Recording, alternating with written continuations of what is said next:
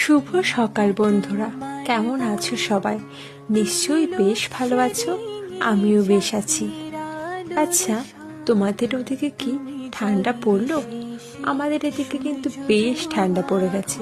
আর ঠান্ডাতে এই সকালের মিষ্টি রোদটা কার কার ভালো লাগে বলো তো? আমার তো বেশ ভালো লাগে।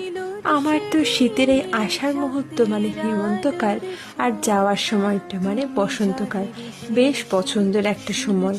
জানো তো, যেদিন থেকে আমাদের এই নতুন ঘরের ছাদটা হয়েছে না, সেদিন থেকেই ভাবছি কবে একটু ছাদে যোগা করতে পারবো।